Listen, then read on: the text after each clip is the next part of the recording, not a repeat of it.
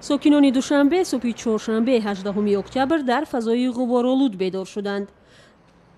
Масъулони Идораи обу ҳавосанҷии Тоҷикистон мегӯянд, якбора дохилшавии ҳавои сард аз минтақаи шимолу ғарб боиси тағйир ёфтани боду ҳаво гардид. имрӯз дар вилояти сух бордани боронҳои кӯтоҳмуддат, пашави ҳарорати ҳаво, шиддат гирифтани шамол дар назар аст. Дар тобеи марказ низ имрӯз якбора ҳарорати ҳаво паст гардид ва эҳтимолияти то 20 дараҷа гарм будани он дар назар аст. обу ҳавошиносон пешгӯӣ мекунанд, ки дар рӯзҳои баъдӣ дар ҷумҳурӣ боду ҳаво тағйир ёфта рӯзи беборишу офтобӣ дар назар аст.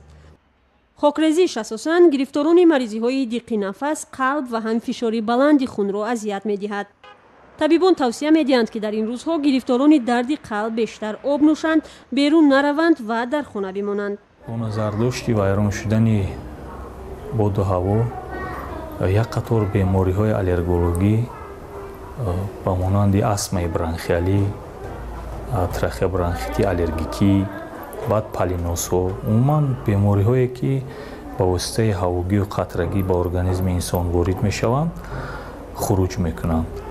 дар ин вазъият тавсияи ман ҳамчун мутахассис ба тамоми шаҳрвандони ҷумҳурии Тоҷикистон ин аст, ки дар чунин вазъи боду ҳаво метавонанд аз маскаҳои як маротиба истифода баранда ё ки одноразови маскаҳо, баъд ба рӯбочини намнок ё ки влажни уборка ё ин ки ба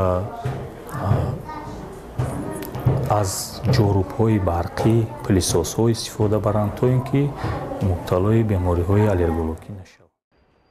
ҳавошиносони тоҷик мегӯянд, наборидани борон дар Афғонистону Эроун ва Туркманистону Узбакистон боиси хушк гардидани қабати болои замин гардида, шамоли шиддатнок чанги онро ба Тоҷикистон овардааст.